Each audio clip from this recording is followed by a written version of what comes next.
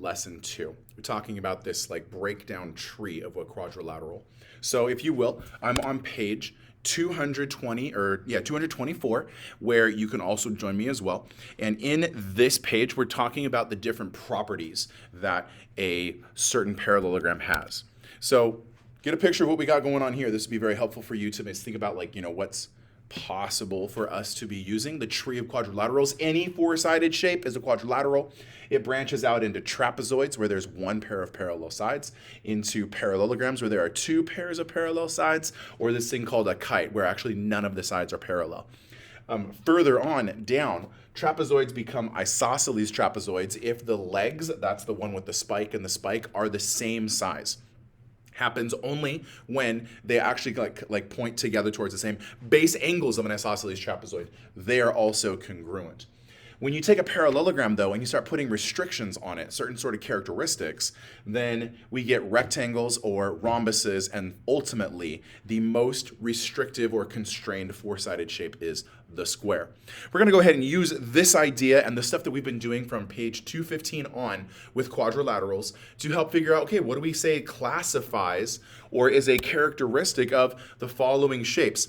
For example, opposite sides are parallel. Like I said, opposite sides are parallel happens in parallelograms, rectangles, rhombuses, squares, and even if you allow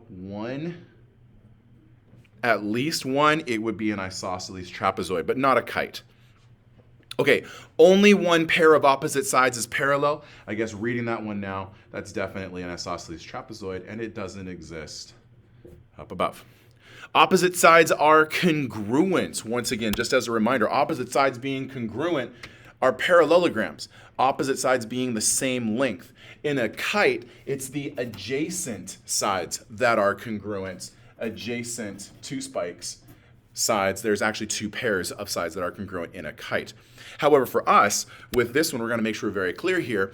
Opposite sides are congruent happens in parallelograms, rectangles, rhombuses, and squares. It doesn't happen in isosceles trapezoids because there's only one pair of opposite sides that are congruent.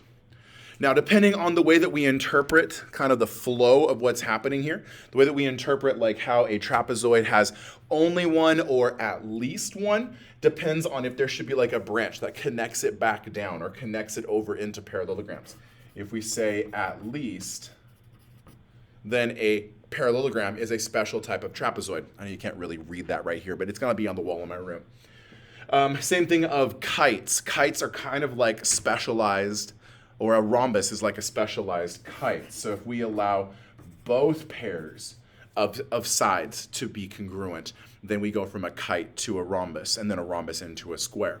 So keep that in mind. There is the conversation of at least versus all. All sides are congruent definitely happens for a rhombus and for a square. It may happen for a kite. Two pairs of consecutive sides are congruent. Two pairs, that's definitely a kite. But if you think about it, because the sides of a rhombus and a square are the same, then there's definitely two pairs of consecutive sides that are congruent for squares and for rhombuses also. All right, that concludes the conversation about side relationships. Now let's talk about the conversation about what happens with angles. Once again, in a parallelogram, opposite angles are congruent. Opposite angles are congruent, but in a parallelogram, adjacent angles are supplementary. In a kite, there's only one pair of opposite angles that are congruent. It's the ones that are across from. They're made up of both of the two different line segments.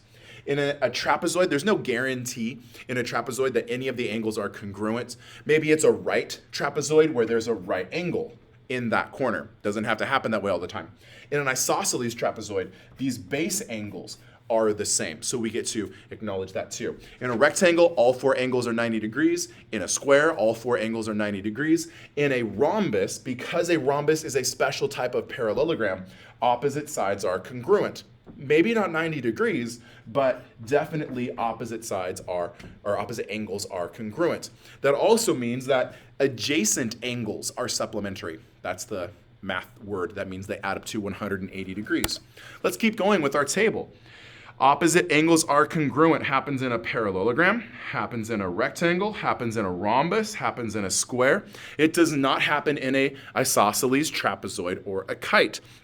At least one pair of opposite angles is congruent is a kite. But because it says the word at least, we can also say yup as well. Those previous ones where at least one pair versus all of the pairs is the difference in the language. Got to pay attention to the words. All angles are right angles. That happens for rectangles, and it happens for squares. It could happen for a parallelogram, but if a parallelogram has all angles are right angles, then you just have a rectangle. Okay, now, this is not on the poster. We're going to get into diagonals, diagonal relationships. So let's go back to the poster for this one. Discussing how a shape has specific relationships of the diagonals. So in a quadrilateral, there's no information there for a quadrilateral other than there are 4 sides, 4 angles. So if we draw diagonals, the diagonals cross inside the shape if it's convex. Remember that convex versus concave. With concave, boom, boom, boom, boom, 4 sides, but the diagonals do not cross inside the shape for a concave shape.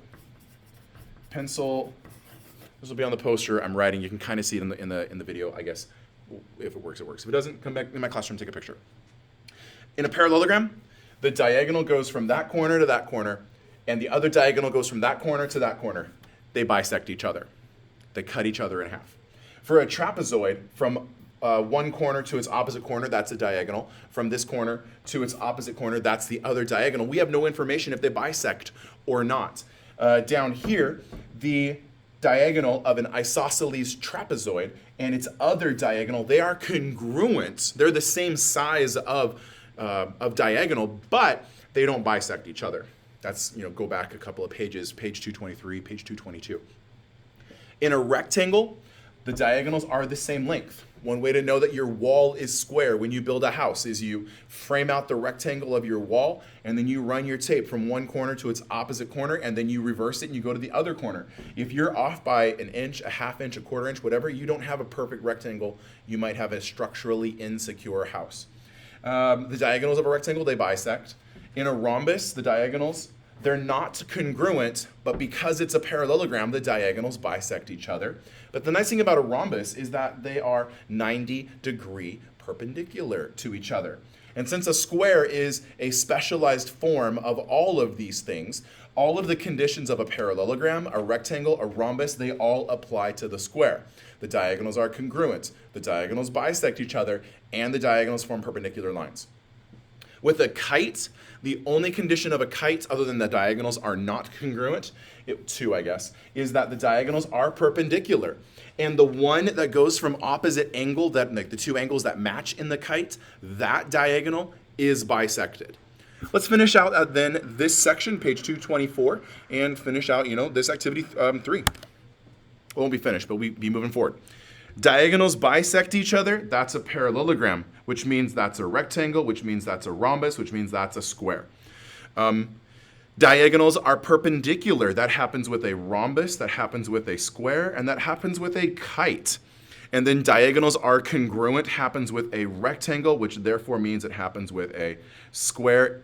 And you know what? An isosceles trapezoid, because it's an isosceles trapezoid, those also fill out congruent diagonals. Here's the completed picture. If you are one of those people that just skips to the end, thank you very much for watching this video. Like, comment, and subscribe. I will see you on page 225. Okay, bye.